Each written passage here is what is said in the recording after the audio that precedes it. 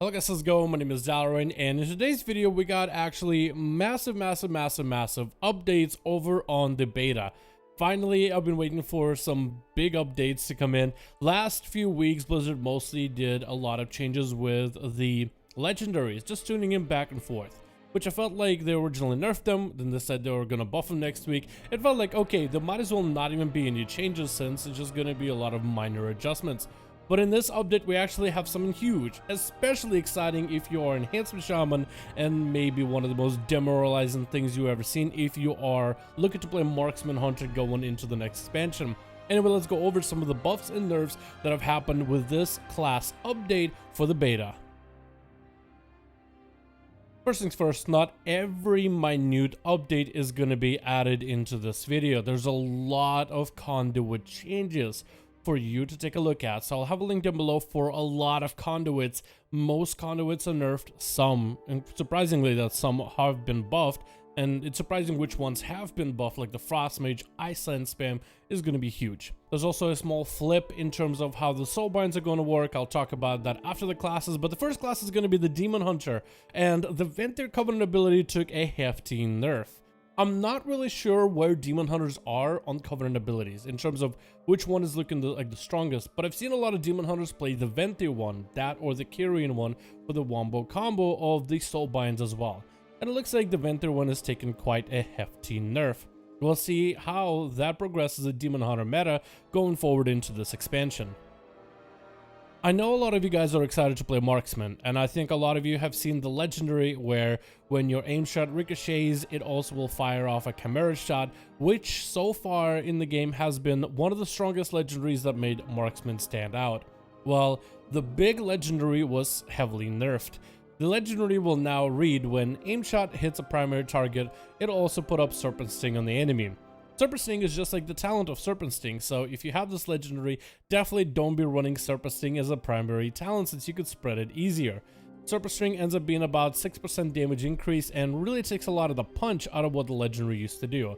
Now this is not only going to impact Marksmanship Hunter AoE damage, but it actually was useful, and maybe that's why Blizzard decided to nerf it. It was actually usable on single target, where if you were to go with a talent of volley, it would make your aim shot kind of work like it as if it's about to cleave multiple enemies. So a free Chimera shot was fired off every single time.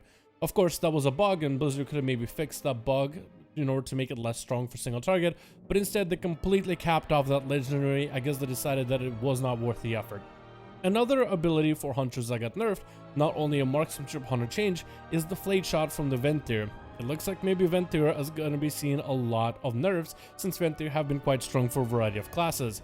Flayed Shot damage has been pretty gutted and pretty heavily, and the actual proc rate for the kill shot afterwards also took a bit of a hit. I wonder how many hunters are going to be looking for other opportunities outside of Venthyr with this change. Maybe the Night Fae. I heard a lot of hunters actually enjoyed the transmog that the Fae offer. Now, this is a Shadow Priest nerf that you're seeing on your screen, but I would even say that potentially with the nerf that they're doing for Shadow Priest, it doesn't really seem like they're just trying to make Shadow Priest bad, but rather Shadow Priests are scaling so well. If you've seen how well they do in pre-patch, if you've seen how well they've done so far on the beta, they scale so good with gear, and the changes that Blizzard has done for them has been incredible. So overall, I would say, even with some of these nerfs, Shadowlands Shadow Priests are looking like a buffed version of the spec altogether. So these nerfs are going to hit a couple things of Shadow Priests, like change up a little bit how much insanity you generate, your filler abilities becoming less good, making certain talents like the only viable option, changing up how certain talents work in terms of less damage but more resources for DP, and the DP initial damage has also been slightly reduced. Now, these are nerfs, but again, I don't think that these are going to make Shadow Priest worse by any measure. I think Shadow Priest has been in an incredible spot so far, so this is more of an adjustment rather. But either way, we will keep monitoring if there's any massive impacts to Shadow Priest performance after this change. Rogues are seeing a couple more adjustments with their Covenant abilities. The Echoing Reprimand, which is a Kyrian ability, will now reward you with less common points, and the damage has been slightly tuned down. I guess it looks like maybe it was too good. Flagellation is still going through a lot of issues and changes. Good thing that Blizzard delayed the expansion because Flagellation keeps on breaking for me. Currently this ability is like a two-parter ability, but for half of my rogues only one part works, and for the other half, the other part. I'll make a more detailed version of how the rogue covenant abilities are changing in the impact, but some of the things to note: Echo and Ripperman getting quite a bit of a nerf. They're trying to buff Flagellation a bit more. The rework for Sepsis now allows you to use a stealth ability instead of vanishing, so for world questing this will be a little stronger. And a lot of the conduits for those abilities are also going to be giga buffing the damage of your covenant abilities. Again, a more detailed video probably later down the week. Shamans have saw a lot of changes, and if you're an enhancement main, you'll be very happy to know that enhancement is looking quite good. There is one particular legendary that got super buff, but let's go over things one by one. First, Elemental is going to see the big AoE Earthquake legendary nerfed slightly. I still think it'll be a very strong legendary. Trust me, I've played Elemental with this Lego and it's super good.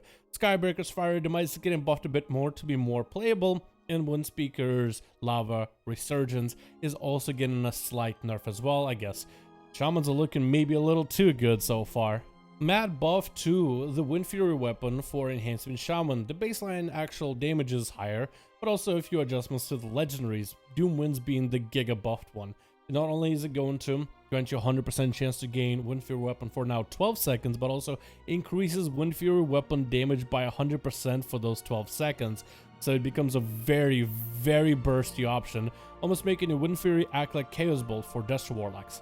Legacy with Frost Witch got nerfed a little bit, Primal Actuators got buffed slightly, and Witch Doctor's Wolf Bones also got nerfed very slightly. But Doom Winds is still in the show. I've played with it, and honestly, I'll probably need to make a separate video of showcasing you just how insanely broken and good Doom Winds is right now. Maybe it's a little bit over buffed with this update, and maybe Blizzard will have to change it, but so far, it has been insanely fun to play with for Enhance. Then we got Restoration Shaman Changes with Earth and Harmony getting nerfed slightly in the healing, but it now allows it to be functional a lot earlier, so it's an interesting trade-off.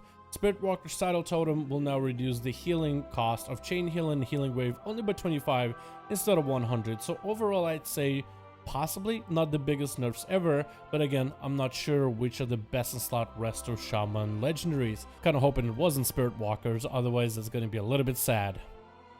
With Demonology Warlocks, we got a couple adjustments to a few legendaries, nothing huge, and I think they found a happy medium for the Implosion kind of legendary wombo combo that can now finally function for single target. Might be worth a play. And now ADDONS is finally an interrupt. Not only is it going to stun an enemy, but if the enemy was casting, it'll also be interrupted. This was very annoying for a couple dungeons. Think Atal where you have those pterodactyls that will fear you. If you were playing Demonology, your pet would throw the axe, it would stun the enemy, but because it didn't interrupt the enemy, the mob would just recast the fear right after it was stunned. So now ADDONS will interrupt, then stun the enemy, which is a massively good change that a lot of Demonology Warlocks asked for. Let's hope it actually functions for the beta, since today is the first day that they unveiled this. And I know Warriors don't really have anything amazing here, but for Protection Warrior in particular, I wanted to highlight Fueled by Violence Endurance Conduit, only available to Prot Warrior. You are healed for 50% and scaling with the higher this conduit is, or you heal for a percentage of damage that Deep Wounds deals. I think this might actually be really good for Prot Warriors. I know Prot Warriors have had a little bit of a rough start in Shadowlands beta, and there was been updates to try to make them a little bit stronger, but I wonder if this conduit will hopefully make them a little bit more self-sustainable. I think in Mythic Pluses, they might actually have a little bit of survivability with a bit of self-healing, but most of the changes for Warriors are still conduit based, so do check them out for yourselves. Another big update that happened with Soulbinds, and this is with all Soulbinds, you now get the most important ability of the Soulbind first. So all your Soulbind trees are actually going to be switched up a bit. Blizzard is still moving around abilities in Soulbinds, and they've done a pretty big change here, where instead of having us to farm the conduits and Soulbinds and the reputation with our covenants for 3 months to get fully unlocked, instead, in a very short time, you'll get the best possible ability from that Soulbind early, which I think is a good change. But anyway guys, thank you so much for watching this video. Let me know what you think about all these updates happening on the beta. And as always guys, I'll see all of you in another video.